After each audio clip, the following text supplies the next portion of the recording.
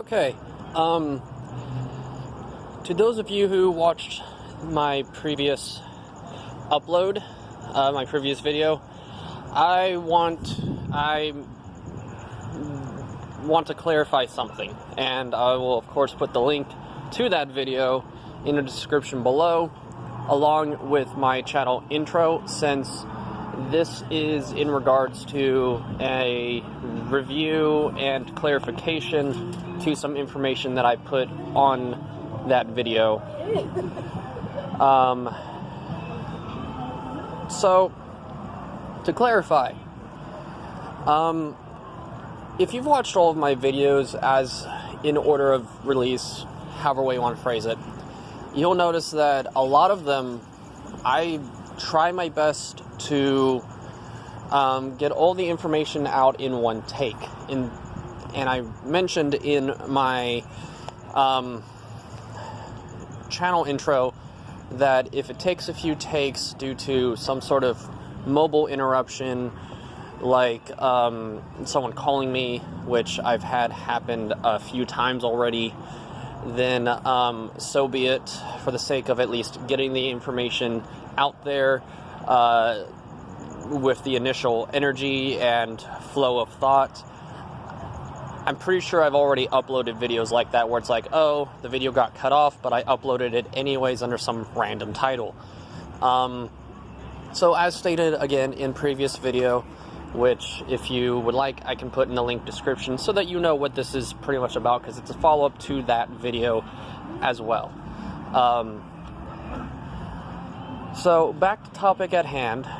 I mentioned in my channel intro marijuana, and that I mentioned that one thing that I'm going to try and do is help people steer away from it, and mentally, dude, you need to get your brakes or something checked. I don't know anything about cars, but that's not a good noise coming from your vehicle. You know, I want to try and help people. When I say get away from it or detox from it, there's a few different things that you need in order to properly detox. You need to physically detox. You need to, basically, I always talk about how all parts of your being are one: the physical, the metaphysical, the spiritual, the mind, soul, spirit. All these words and terminologies, they are still part of your being, so you need to make sure that when you're healing every different category. So if you smoke marijuana or you take edibles or whatever it is for whatever reason, and you would like to stop, that's what I was addressing. Okay, I need to breathe. So the whole marijuana thing is that, as mentioned, so I'm not repeating myself, let's use an analogy. When you treat something, when you take marijuana or Tylenol or any sort of pharmaceutical, you're treating whatever the problem is. And I've been told this is a very good analogy. It's like when you get you poke a hole in your tire, bike tire, car tire, whatever. You get a flat tire. Well, it's a patch. You put a patch job. It's not permanent. It's not a permanent fix. You know, you take Depakote for, I forget what Depakote is for. If it's a mood stabilizer or an anti-whatever. But you have to build it up in your system so that it can basically put a wall. It's a patch job. You're not fixing the problem. You're not solving the problem. And you're not doing it in a natural means. You're not meditating. You're not trying to put your mind and fixing the problem. You're like, oh, I'll just smoke marijuana because it helps with my anxiety. But what happens when you have an anxiety again and you don't have access to marijuana? Let's say you have an anxiety attack at work, something like that. You now need to, do something to help with your mind and your body, so people can. And there's the argument that marijuana is or is not a gateway drug. Some people get dependent on it. They get, or the problem with the high, the chemical, the physical reaction, or the psychological reaction that affects your mind, that the marijuana gives you. You start to crave, again, rather it's in your mind and your psyche, or rather it's a physical dependence on that. You're treating the problem, but you're not fixing the problem. You put a donut on your car because in case that you have a flat. Okay, well, again, not know much about cars, but my understanding is a spare tire is still meant to be a temporary solution. It's not a permanent thing. What I want to help people with, the whole purpose of this channel, is to help people with more permanent solutions, not just treatments, not just a patch on your tire, not a donut, but a new tire, a way so that you can function mentally, physically, spiritually, to the fullest of your potential. So that's part of my stance, and I'm going to try to calm myself down, because I'll admit I'm getting a little uppity on the inside, getting a little anxiety. So I'm going to try and make a part 2 over my thoughts and opinions on marijuana and why I'm not for them. So it'll be kind of a video series that will start with my channel intro, since this is more or less addressing something that I had said in that video. So when my channel becomes bigger and people find my channel and they watch my channel intro and they want to say something about it, I'm just going to refer to them to the playlist that addresses whatever I said and, clarifies the miscommunication and make sure that the understanding is understood of where I stand and where I come from. That marijuana should not be something you depend on, that ultimately you need to overcome, your obstacles, and not just go, I have a headache, so I'm going to take Tylenol.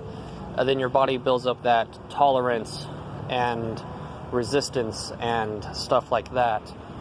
Because I have met people that I've met people that honestly cannot live without weed for literally 5 minutes. They are constantly smoking weed. So is it an addictive thing? I honestly think that it might depend on the person. There are people that do use marijuana as a gateway drug to harsher things, and they use it, once they're exposed to it, their mind cannot adapt and go, oh my god, this feels great. And then once that they can't get that same high as the first time, they go to something that can get them that chemical reaction in their body, just the entire overall umbrella reaction, mind and body. They want to get that feeling again, or want to get a better feeling. They want to be better than their first time. So that's why, one of the reasons why I know, because I've physically, I've witnessed it. I've seen someone literally hit the bong every 20 minutes or something like that. They could not function without weed. And so obviously they were addicted to it. But I know that there's people that they only use it in a medicinal purpose. They're going through a hard time and to help ease their mind and calm down, they'll hit the pipe, or, you know, they'll do whatever it is that they do to take it and help them out. But at the same time, again, before we started hybridizing and the use of marijuana became a widespread and popular thing, the ancients, Native Americans, ancient Greek, Egyptians, all of the people that, utilized nature and plants, and they didn't have the technology that we do now. Blueberries I've mentioned before, garlic, all they had was the raw version, the unaltered, they didn't hybridize, whatever you want to call it, all these different strains. When you think of the word strain, other than to people who smoke weed, you think genetics, you think, hybridization, you think, splicing, you think, stuff like that. So the more that you do stuff like that, the more you hybridize, the more you, have a strain, a different version via strain, the more you get away from how Mother Nature originally intended it, how nature created it, and the medicinal purposes that you can use in a natural way, turning that into a paste, using a pestle and mortar, turning it into a powder, dehydrating it. Our bodies do work in a chemical reaction and mechanical way. So when like today, I drank only, a little bit of baking soda water because of the fact that, it does help with alkaline and neutralize acids in the body, and your body, your kidneys, your everything, your digestive system, your blood, everything is going to react to that. But it's also been a very hot day. I've sweated a lot. I don't want to, put what is when you do too much baking soda water, it can dehydrate you, because anyone who knows what baking soda is, insert here what it is. It's a sodium. It's like when you drink ocean water. Too much salt will, regardless of the fact that it has water molecules in it, it's the scale, it's checks and balances. How much water are you drinking? How much H2O versus salt, and what salt and sodium and baking soda and all of that, how much of whatever did you gulp? How much is your body absorbing? So, you have to make sure that you balance things. You have to make sure that, how's your body, how's your mind going to react. And I kind of feel like I went on a separate tangent from the, marijuana thing, but who knows, maybe when I upload this, it'll be still relevant. I've got a lot in my head, and I'm trying to go through everything and review and get and touch on every small little thing. And unfortunately, part of having ADHD, your mind tends to, bounce around, and somehow there was still a connect the dots there on how somehow, somewhere it was relevant. So do keep that in mind.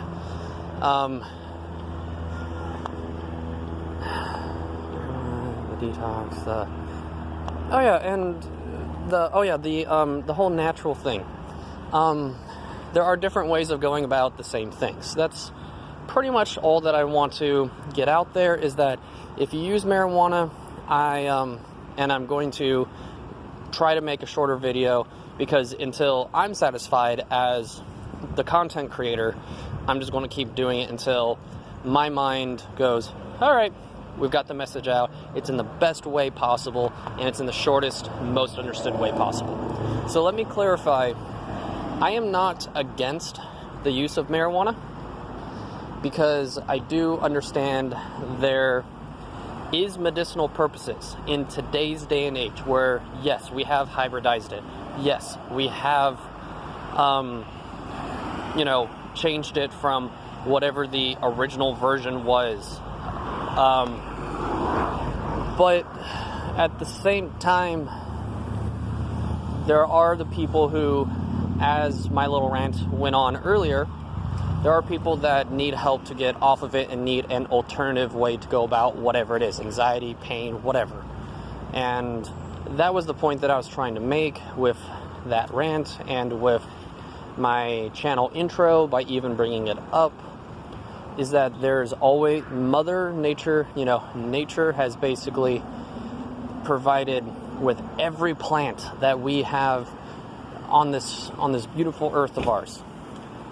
And not only plants, but even salt water could, be utilized in a medicinal way. You have sea salt that is now being used in cooking that wasn't however many years ago.